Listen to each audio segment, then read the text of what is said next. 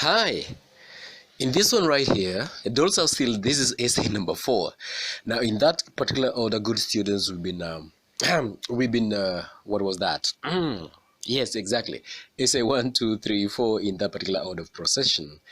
But this is as our effort, our input effort as far as the exam is concerned, that we are about to, no, you, not me. You are about to sit for. Why don't you do this? Of course, it never goes unrewarded. Number one. Number two, it is your effort.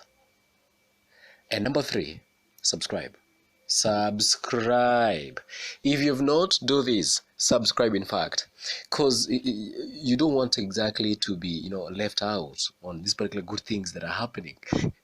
Yeah, there are good things which are happening, and yeah, you being my, salute you guys up there, and don't forget. So let us not waste time on that. This is essay number 4. Essay 4. And essay 4, the society rather in a doll's house is portrayed as repressive influence on an individual. Write a composition to validate this claim basing your answers on Henrik Ibsen's Doll's House. Again, the society in a doll's house is portrayed as a repressive influence on an individual, meaning that an individual will be repressed, will not be allowed to have her say or his say. Yeah, in whichever case, the way you want to put it. In other words, it is more of repressive than really allowing people to express their inner desires outward. And therefore, this is what exactly good students you're required or you're expected to respond on. Write a composition to validate. Validate is to assert this particular assertion. To make it valid. How valid is this? And drawing illustrations and citations and quotation from the text that is from the play A Doll's House. So therefore, our sample response down there.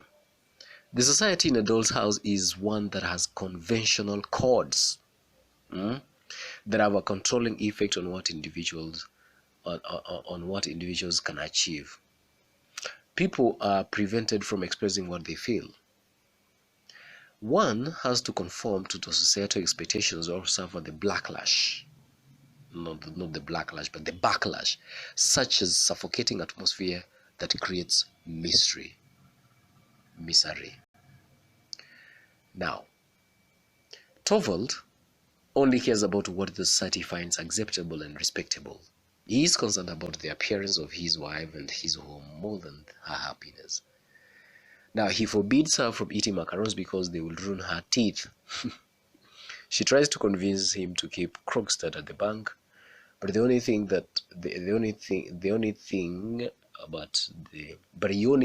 about what the bank employees will say, that he is easily swayed by his wife, meaning that he is controlled by what other people think apart from what he himself makes of himself. He fires Krogstad not because of the indiscretion or being bad at his work, but because of being overly familiar with him when other people are around. So he forbids Nora from raising the children, but wants her to stay under his roof because he wants the marriage to appear perfect in the eyes of the world. His life is controlled by society's influence. Krogstad spends much of his life in disgrace because of society's moral standards. He committed an indiscretion forging a name. He tries to win back respect by keeping his job at the bank. He is even forced to blackmail Nora. His blackmail works because society cares about certain repressive moral values. Nora, on the other hand, plays the role prescribed for a woman in the society, quote unquote. She plays with her children, dresses fancily, and dances for her husband. Her husband treats her like a doll.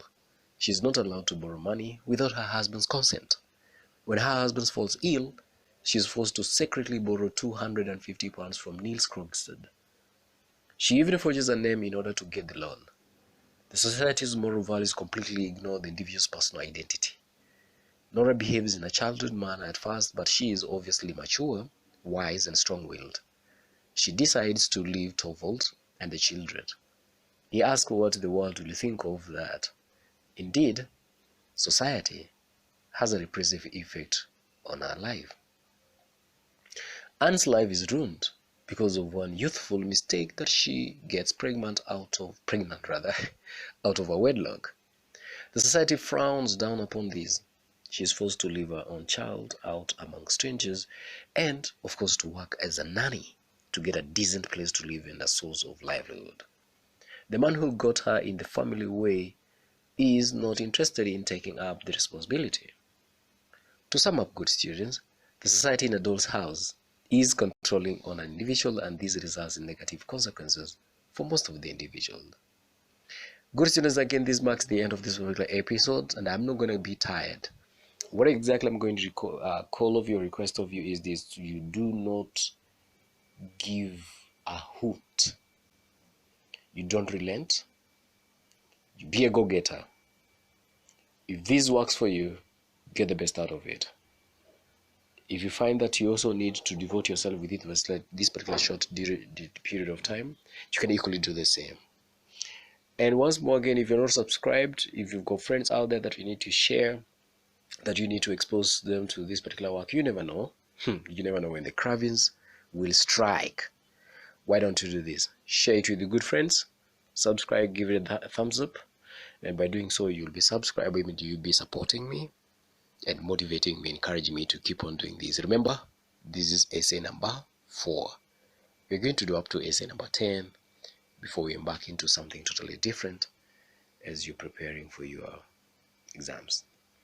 Cheers, good guys.